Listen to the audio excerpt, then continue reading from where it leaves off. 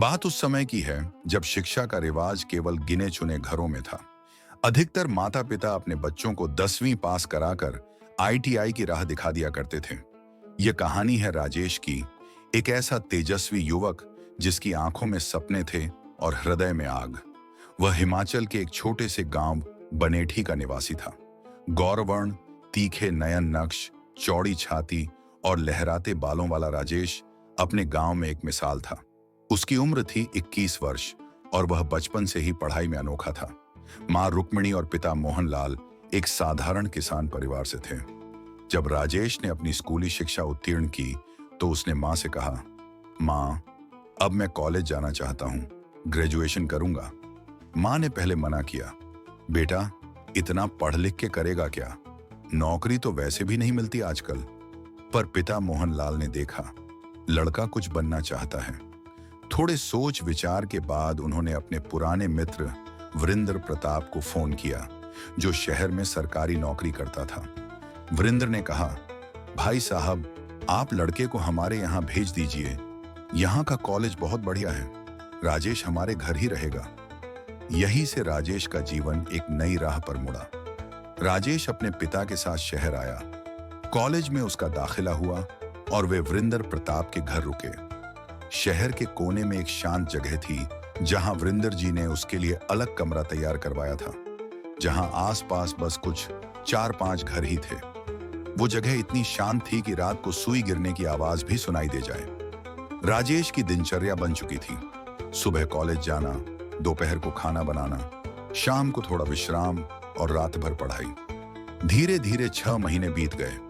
गर्मियों की एक दोपहर कॉलेज से लौटते समय उसने रास्ते में बहुत पानी पी लिया और पेशाब का दबाव बढ़ गया।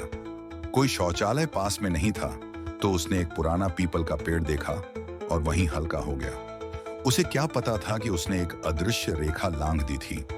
उस रात जब वह सोकर उठा, चाय बनाई और पढ़ने बैठा तो 2 बजे रात को बालकनी में टहलते हुए उसकी नजर दूर एक स्त्री पर पड़ी। लाल जोड़े में सजी, सिर पर घूंघट, लंबे काले बाल और ऐसी सुंदरता जो सांस रोक दे। वह एक नवविवाहिता जैसी प्रतीत होती थी। राजेश ने सोचा, शायद कोई भ्रम होगा। अगले दिन फिर वही रात को गहन चुप्पी के बीच उसके दरवाजे पर जोर से दस्तक हुई। वह निडर होकर बोला, कौन है? कोई जवाब नहीं। दोबारा पूछा, फिर भी सन्नाटा। जैसे ही वह मुड़ा, एक ठंडी हवा का झोंका आया और वह बेहोश होकर गिर गया। भाग 4। वीणा का परिचय अब हर रात कुछ अजीब घटित होने लगा। तीसरी रात वह जैसे ही पढ़ने बैठा तो उसे पायल की आवाजें सुनाई दी। वह डरते डरते दरवाजे तक पहुंचा, दरवाजा खोला और सामने वही रूपसी स्त्री खड़ी थी। उसने मुस्कुराते हुए कहा, मैं वीणा हूं। मैं नदी के उस पार एक छोटे से घर में रहती हूं। कई महीनों से तुम्हें देख रही हूं।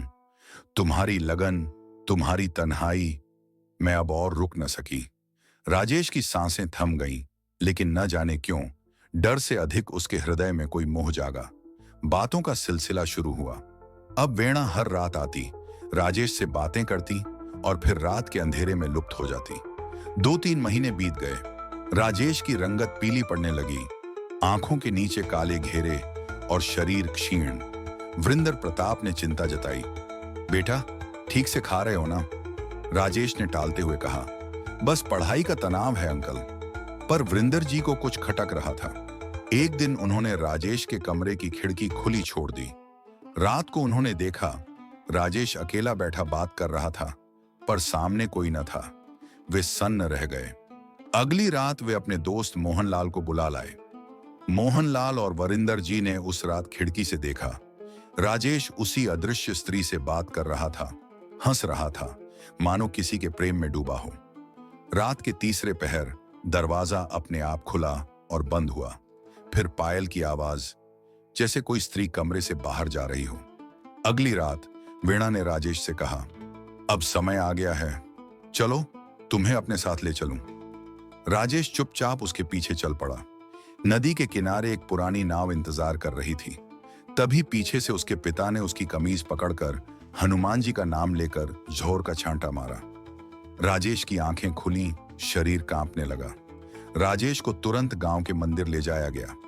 वहां के वृद्ध भगत जी ने जैसे ही उसकी कमीज देखी, बोले, इसमें गांठ है, ये बांधी गई है किसी आत्मा से, उसे तोड़ा नहीं गया, जुड़ता गया है। राजेश को हनुमान चालीसा पाठ कराया गया। उसकी आंखों से आंसू बहते रहे, शरीर कांपता रहा। भगत जी ने कहा, इस स्थान को तुरंत छोड़ दो। वो आत्मा तुमसे बंध चुकी है। उसका नाम वेणा था। पीपल के नीचे वह सदियों से भटक रही थी। तुम्हारे छूने से उसकी शक्ति जागी। राजेश को नया कमरा दिया गया। वह मंदिर जाने लगा, पढ़ाई में मन लगाने लगा। धीरे धीरे उसकी हालत सुधरी।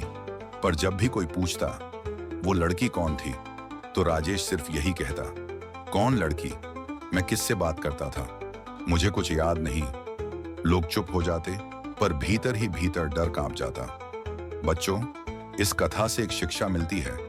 कभी भी खुली जगहों, सुनसान दरख्तों, नदियों के किनारे या शमशान जैसे स्थानों पर न थूकना, न पेशाब करना। ये स्थान किसी और की सत्ता में होते हैं। भूल से भी उनका अपमान न करो, वरना वे परछाइयां जीवन भर का पीछा नहीं छोड़ती।